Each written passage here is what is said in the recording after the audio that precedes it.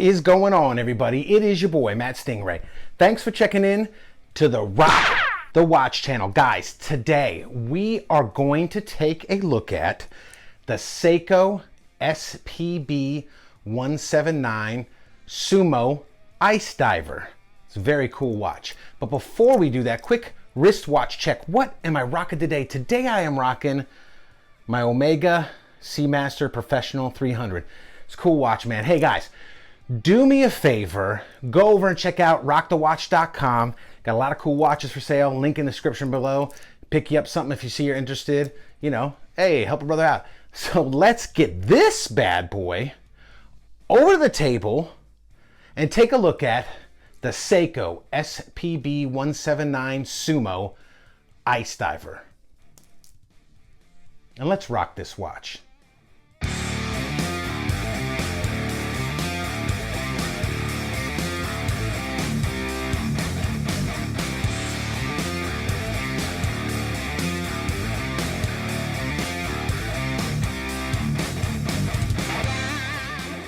All right, guys, so I wanted to show you the box that this one came in because it's kind of cool. Came with a couple extra little cool things. Now, these are a special edition, like I said, USA release only. So you see the box here. It's kind of cool box. It's a different shape than a lot of the normal come in. It's got a sleeve, Seiko Prospects, SPB179. Here's the box. Top comes off like this. Got your watch, your manuals, little foam dealio here, and then I don't know what the deal with this is, but it's cool, man. Your little mini mag light comes with this little sucker right here, and little, oh yeah, Prospects mini mag light. Look at that. Came with that whole deal. Here's the watch. Watch is very cool. So let's put all this stuff back. I just thought it was kind of cool. Show you that box. You know how they have like JDM, Japanese domestic models and stuff like this. This was a ADM, American domestic model. Just kidding, I just made that up. But it sounds cool. But it was definitely a USA release only. So let's just take a look at this very cool dial for a minute before we get into the specs and features. Guys, this is a awesome colorway, and I had to get it. It's very cool. So let's get into the specs and features of this watch. This watch boasts a 44.5 millimeter case diameter. It is 13.3 millimeters thick. It is 52.5 millimeters lug to lug with, as you can see, drilled lugs. Very cool. Makes it very convenient to take the bracelet off. It really does, makes it a lot easier. Has a 20 millimeter lug width. It is powered by the Seiko 6R35 automatic movement. Crystal is sapphire on this one. I know Seiko mostly with their hard Lex and stuff, but this is higher end model. Sapphire crystal, excuse me. 200 meters of water resistance. Okay. It has a 4 o'clock-ish, more like a 445 or a 345, excuse me, 345 non-signed screw-down crown, no crown guards. The bracelet is 20 millimeters, tapering down to 18 millimeters. It has solid links, solid end links. It does have a budget-minded pressed clasp. It's kind of a cheap pressed clasp there, but it also has this weird bracelet extension, which this one is stiff on this model. There you go. It's got a diver's extension here, again pressed. So, but a lot of these diver prospect models, monsters, stuff like that come with that one. So that's very cool. Let's look at the case shape on this one. I dig the case shape on this watch. It's super cool. Now, I know what you're telling yourself. 44.5 millimeters sounds huge. And typically it is. I like to, that's pretty much my limit, is 44 millimeters. Although, this is one of those reasons that specs and features don't always tell you the whole story. You've really got to put a watch on and try it to determine whether or not you really like it and whether or not it'll fit your wrist. This has a case shape that really wears a lot smaller than its dimensions. And it's based on who's measuring it. Sometimes if you measure straight across at an angle or measure just the bezel, it's, you know, stuff like that. So I want to show this is cool. It's got super cool facets cut on the case, polished right in the middle there. It's brushed, and it's got a couple of, you know, cool angles on the lugs. But I dig this also. If you look, the case goes up almost, it cuts the side of the bezel in half on both sides. So it's very cool. It's completely exposed at the 12 and the 6, but then the case rides up and about halfway through the bezel there. And the bezel kind of kicks out at an angle. It's got that typical, what I call mushy, so you can hear it, mushy Seiko bezel action, you know. And this one, as you can see, has a little bit of a problem. Let's see if I can give it its best chance. Now, this one suffers from the typical Seiko QC issues.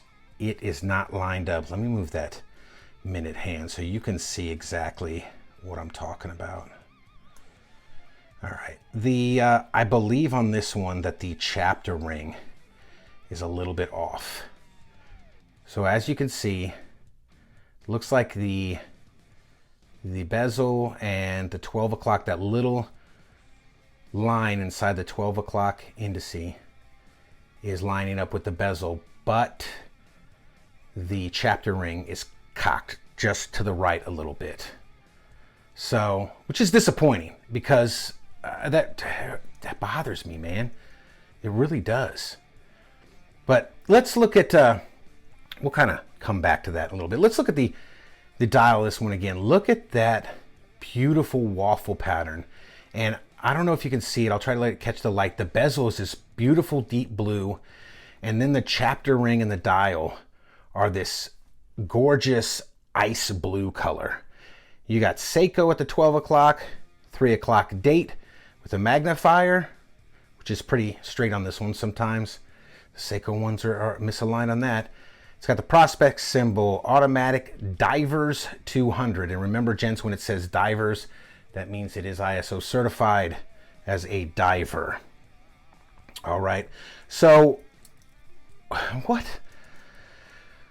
Let me tell you what I like about this first. The Sumo is a very cool watch. The case shape is awesome. The styling's awesome. I like the 345 crown. We'll just say 4 o'clock. I dig the dial color, the waffle pattern, it's all very cool. The bracelet, I don't know. I figure like it's a 20 millimeter lug width. I figure like they could have thinned the lugs out a little bit and went with a 22, put it on a more substantial bracelet. Although that might give it the perception of looking like a much bigger watch. So maybe they didn't do that on purpose, right? So there's that. There's the fact that this thing, guys, because it's a, special watch, special edition, limited edition, it was close to $1,000, all right? See where it says on the back there, special edition, Prospex, Seiko, stainless steel. So it was almost $1,000. And for $1,000, you're getting a pressed clasp. All these parts are all pressed right here on the bracelet. You're getting a non-signed crown. You're getting bezel alignment issues.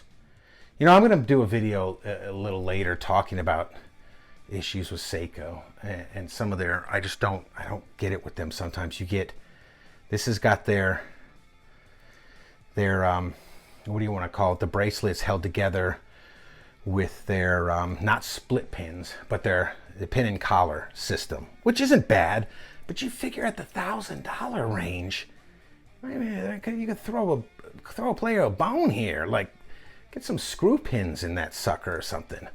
But with that being said, I still love the watch. So I think Seiko has a spell over a lot of us where we let Seiko get away with a lot of crap we wouldn't let a lot of other brands get away with.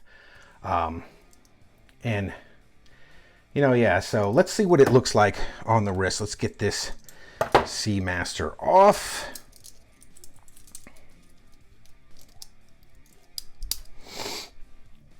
All right, guys, so there it is. Yeah, that's very cool looking watch, man. The case shape on the Sumo is just, it's just fantastic. So let's get a loom shot and see what that looks like. All right, guys, so there it is. Of course, the typical awesome Seiko loom. I think it's BGW9 or whatever, you know, they use a lot of loom. Seiko cannot be beat when it comes to its loom. So yeah, I wouldn't expect anything less from their loom. It's just the QC and the misalignment issues and some of their choices on what to use on some of their watches, just I don't understand it. But that being said, I love this watch. It is fantastic. So let's flip this camera around and go get the final thoughts. All right, guys, so there it is. The Seiko SPB179 Sumo Ice Diver. USA release only. Special edition. Very cool. All right, so guys, I don't know why we let Seiko get away with some of this stuff. I love Seiko. Currently, I think I have 9 or 10 Seikos in my collection, okay? I love them. And like I said, I'm going to do a video about this. I don't know if I'm going to drop it first. I might drop it after this. I don't know. I'm about to film a whole bunch of videos. It just, the QC issues, the misalignment. $1,000 watch, gents. $1,000 watch. And you have press clasp. You have, you know, pin and collar, bracelet, pressed diver's extension, no sign crown, chapter ring misalignment on a $1,000 watch. Now, that's my biggest problem with Seiko. But their dials and their case shapes and their watches in general are just flipping awesome. I guess they're like Italian cars. They look cool, but they just got issues. That being said, I still love it, which sounds strange, and I know that. But it's a great watch. I'm gonna keep this one. It's fantastic, other than the small issues I mentioned, which I can deal with. I might have to get the chapter ring fixed. I don't know if I can live with that long term. So guys, if you like this type of content, please like and subscribe. Leave a comment down below. And as always, rock that watch.